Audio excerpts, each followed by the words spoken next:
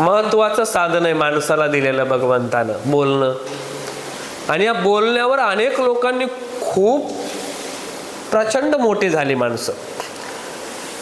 तुमचं हॉस्पिटल असू द्या, तुम्ही जर चांगले बोललात ना, तुमचं हॉस्पिटल जगाला माहीत होईल.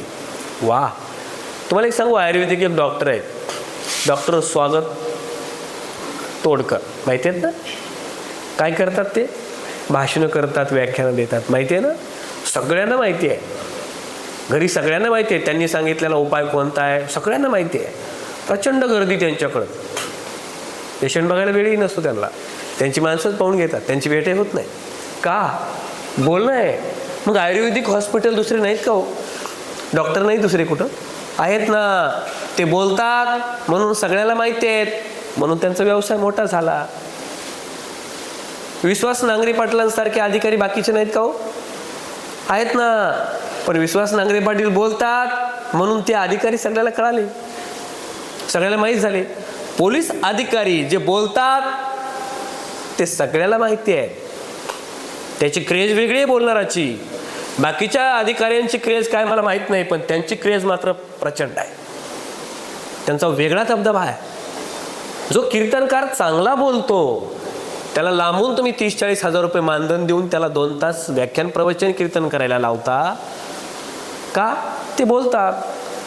एखादा वक्ता चांगला बोलतो म्हणून त्याला 50, 60, 70, 1 लाख, लाखापर्यंत मानधन दिलं जातं का? तो वक्ता फार छान बोलतो, त्याचं ऐकण्यासाठी लोक 2 तास, त्याला 50,000 रुपये देऊन 2 तास त्याचं ऐकून घेतात. आणि त्याच व्याख्यानाच्या अगोदर एखादा गावातला जर बोलला ना, मी जरा त्यांच्या अगोदर 10-15 मिनटं बोलतो, तर त्याला म्हणजे तू नको बोलू, गप इज्जत घालशील, त्याला बोलू देत नाही. तो मोफत बोलणार आहे, तो पैसे नाही घेणार, त्याला मोफत सुद्धा बोलू दिलं जात नाही. तुमचं वक्तृत्व आहे तर लोक तुमचे. क्षेत्र कोणतंही असू द्या, तो मास्तर लय बघितलेत मी, पण त्या विदर्भातले कराळे मास्तर, ते कांगणे मास्तर आहे की नाही, लोकांपर्यंत पोहोचले. तेवढे 2च मास्तर आहेत का महाराष्ट्रात? मास्तर भरपूर आहेत, पण जे बोलले, जे व्यक्त झाले स्टेजवर, माईकवर, मीडियावर, जे व्यक्त झाले, जे बोलले, ते जगात पोहोचले. शिक्षक असू द्यात, डॉक्टर असू द्यात, पोलीस असू द्यात, वकील असू द्यात, व्यापारी असू द्यात, साधा वडापाव विकणारा तो संभाजीनगरचा एक वयस्कर बाबा आहे, खाणार का नेणार असं म्हणतात. त्यांचे व्हिडिओ प्रचंड व्हायरल आहेत, त्यांचा वडापाव प्रचंड चालायला लागला. जे बोलतात त्यांचा व्यापार चालतो, त्यांचा व्यवसाय चालतो. जे बोलतात त्यांचे दिवस आहेत, हे दिवस बोलणाराचे आहेत. म्हणून जुने लोक म्हणायचे, बोलणाराच्या आंबाड्या विकतात बाबा, न बोलणाराचे गहू सुद्धा विकत नाहीत. आणि आपण उगाच त्या बोलण्यापासून लांब चाललोय का? नाही हो, भाषण शिकायचं आहे, ठीक आहे. ते सुषेण महाराजांच्या 3 दिवसाच्या निवासी प्रशिक्षणात गेलं तर माणूस लगेच बोलायला लागतो, पण ते 3 दिवसच वेळ काढणं होईना, वेळच भेटत नाही. कुणासाठी वेळ भेटत नाही? महाराजांसाठी नाही, स्वतःसाठी वेळ भेटत नाही. कुणासाठी वेळ नाही तुमच्याकडं? माणसाकडं सगळ्यांसाठी वेळ आहे, पण माणसाकडं स्वतःसाठी वेळ नाही. सगळ्यांचे फोन रिसीव करतोय माणूस, सगळ्यांचे.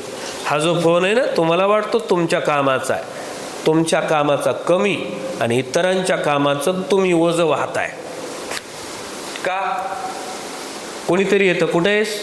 मुलुंडला आलोय महाराजांच्या सेमिनारला. सेमिनार संपल्यावर माझं काम आहे तुझ्याकडं, थोडं कॉल कर. काम कोणाचं आहे? त्याचं. कॉल कोण करणार आहे? तुम्ही.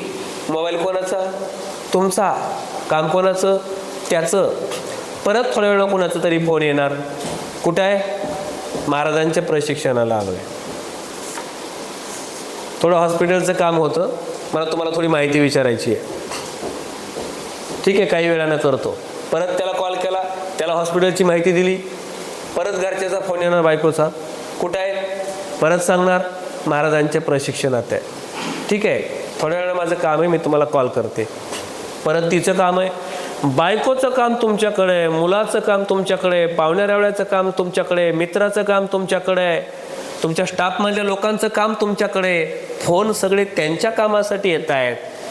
असा फोन कमी असतो तुम्हाला येणारा की तुमच्याच कामाचा फोन आहे, त्याच्या कामाचा फोन तुमच्याकडे आहे. नकळत आपण इतरांना इतका वेळ देतो, कळतच नाही किती वेळ देतो इतरांना. एवढा सगळ्यांना वेळ देतो माणूस, राब राबतो आणि मग सरते शेवटी म्हणतो वेळच नाही स्वतःला. सगळ्यांना वेळ आहे, ठीक आहे. पैसा तर सगळेच कमवतात, पैशासाठी बिजी आहेत तुम्ही, पैसा कमवायला ते सगळेच कमवतात. पण पैशानं पुन्हा वक्तृत्व विकत नाही घेता येत. वक्तृत्वानं पैसा मिळवता येईल, पैशानं वक्तृत्व मिळवता येत नाही. आणि तुमचा पैसा तुमच्याच कुठे कामाचा असतो. आपण कमवलेला पैसा, खरं सांगा आता थोडंसं, आपण कमवलेला पैसा 100% आपल्याच कामाचा नसतो.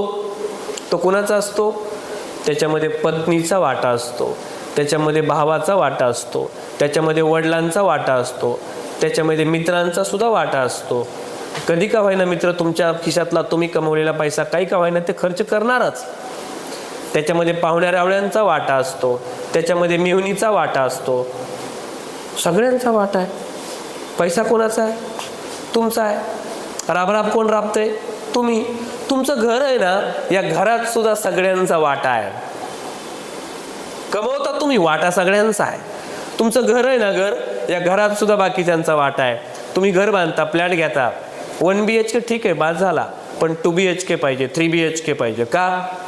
गेस्ट रूम लागते ना, कोणी गेस्ट आला तर. मग गेस्ट रूमसाठी तुम्हाला राबायचं बरं का.